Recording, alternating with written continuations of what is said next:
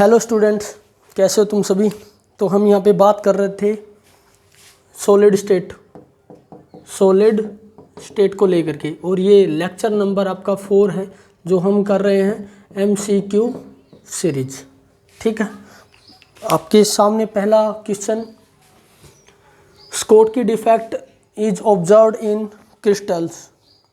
कौन से क्रिस्टल के अंदर ऑब्जर्व किया जाता है बताना आपको।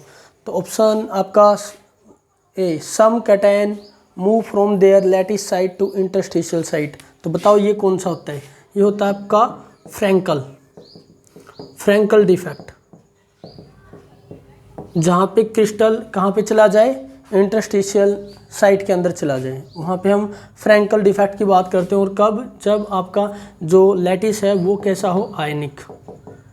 ठीक है, चलो बी की तरफ बढ़ते हैं। बी है आपका equal number of cation and anion missing from the lattice site. ठीक है, तो आपका स्कोटकी के लिए तो ये हो जाएगा बी। ठीक है ना भाई। अच्छा, some lattice site are occupied by electrons. तो इलेक्ट्रॉन्स जहाँ पे हमने बात की थी एफ सेंटर की, क्या है एफ सेंटर की बेटा, वो क्या था, मेटल एक्सेस डिफेक्ट, जहाँ पे मेटल क्या हो जाए, एक्सेस हो जाए। Na की फॉर्म में वेपर हमने डाला था और Cl कैटायन को निकाल करके ले गया था। जो Na का इलेक्ट्रॉन निकला था वो जा करके Cl नेगेटिव की कैटायन की जो साइट, जो एनायन की जो साइट बनी है उसमें जा करके वो ऑक्युपाई कर गया था, वो आपका C था। चलो अगली की तरफ बढ़ते हैं। Some impurity is present in lattice. तो ये इम्प्योरिटी डिफेक्ट है हमारा। यहाँ पर कौन सा हो जाएगा आंसर, ऑप्शन बी। ठीक है, नेक्स्ट की तरफ बढ़ते हैं। एक मिनट भाई, चलो भाई नेक्स्ट क्वेश्चन की तरफ बढ़ते हैं। आपका नेक्स्ट क्वेश्चन, अच्छा असर्शन और रीजन को लेकर के बात होंगी अभी। जो पहला क्वेश्चन है आपका वो है दैट असर्शन है the total number of atom present in a simple cubic unit cell is 1, है ना भाई। SCC के अंदर कितने एटम प्रेजेंट होते हैं बताओ भाई, कितने होते हैं, कितने एटम प्रेजेंट होते हैं। 8 होते हैं एट कॉर्नर पे। कहाँ पे होते हैं, कॉर्नर पे 8 प्रेजेंट होते हैं। तो इसका मतलब आपका जो असर्शन यहाँ पे दे रखा है वो इनकरेक्ट है। रीजन पढ़ो, सम रीजन है simple cubic unit cell has atom at its corner each of which is shared between 8 adjacent unit cell. तो यही तो हमने बात की है, जो सिंपल के अंदर होता है वहाँ पर 8 एटम के साथ वो क्या होता है, शेड होता है। ठीक है ना, 8 एटम के साथ वहाँ पे प्रेजेंट होता है, कॉर्नर के अंदर होता है। तो कॉर्नर के अंदर 1/8 का कंट्रीब्यूशन होता है। तो ये आपका कंट्रीब्यूशन नहीं पूछ रखा है, पूछ रखा है कितना। तो आपका देखो कौन सा मैच कर रहा है, असर्शन आपका ठीक है और रीजन आपका इसका इनकरेक्ट स्टेटमेंट के लिए ये वाला ठीक है। मतलब आपका रीजन यहाँ पर, रीजन इसने ठीक दिया है उसके इनकरेक्ट होने का। तो बताओ कौन सा है। बोथ वाले तो है नहीं यहाँ पर। यहाँ पे देखो assertion is correct but reason is incorrect. Assertion हमारा करेक्ट नहीं है, डी ऑप्शन देखो, assertion is incorrect and reason is correct statement. तो ये आपका डी ऑप्शन ठीक रहेगा इसका। ठीक है, असर्शन आपका ठीक है, असर्शन आपका इनकरेक्ट है और रीजन आपका जो है वो करेक्ट स्टेटमेंट है उसके गलत होने की। ठीक है, चलो नेक्स्ट की तरफ बढ़ते हैं।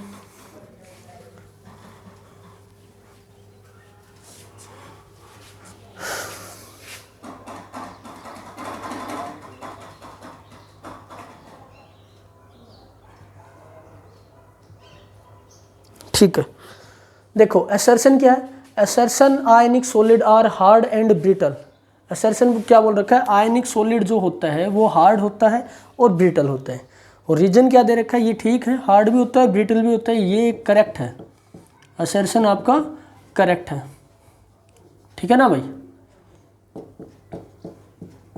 असर्शन क्या है, करेक्ट है। रीजन क्या है, in molten state ionic solid are good conductor of electricity. देखो ये एक अलग है, ये इसका रीजन नहीं है कि वो भाई हार्ड होगा या ब्रिटल होगा, वो इस रीजन की वजह से होगा। ठीक है ना, यहाँ पर ये रीजन इसका रीजन वैसे देखा जाए तो अगर देखा जाए स्टेटमेंट इनकरेक्ट है असर्शन के लिए रीजन की, लेकिन रीजन भी आपका करेक्ट है। तो कौन सा रहेगा बताओ भाई? Both assertion and reason are correct statement and reason is the correct explanation of the assertion. ये ठीक नहीं है, ठीक है, रीजन करेक्ट स्टेटमेंट नहीं दे रहा है। यहाँ पे देखो both assertion and reason are correct statement but reason is not the correct explanation of the assertion. तो ऑप्शन बी आपका रहेगा क्योंकि करेक्ट नहीं है। ठीक है, चलो आगे बढ़ते हैं। चलो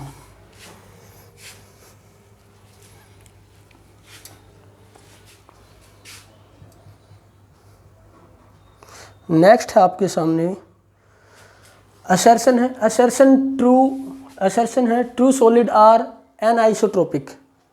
कैसे? True solid are anisotropic. सही बात है। आइसोट्रोपिक क्या होते हैं?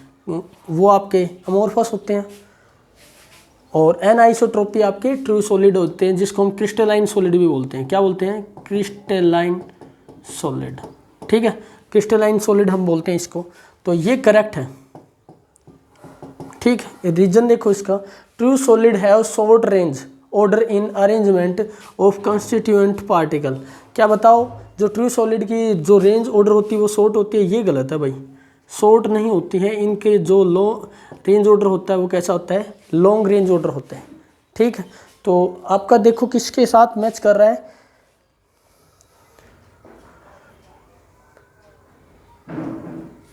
असर्शन आपका क्या है? ठीक है, तो assertion is correct but reason is incorrect statement. ठीक है, तो ऑप्शन सी आपका रहेगा। चलो ऑप्शन सी।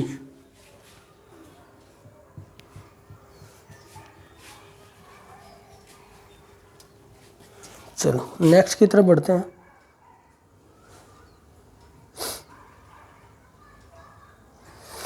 क्या बता रखा भाई? असर्शन है there is only one way arranging spheres in a one of the dimensional close packing structure. भाई ये बोल रखा है एक ही वे होता है वन डायमेंशन के लिए, 1D के लिए वन वे होता है। ठीक है, तो ये बात सही है।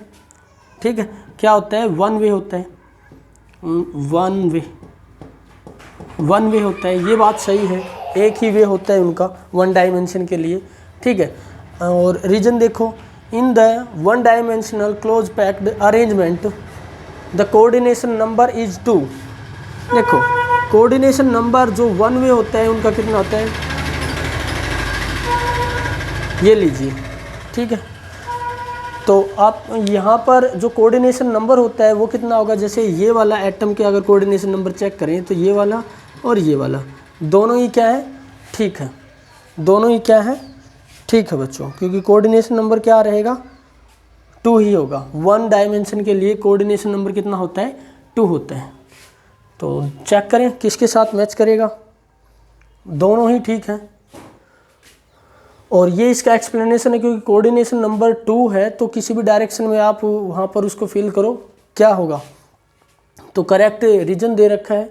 तो both assertion and reason are correct statement and reason is correct explanation of the assertion.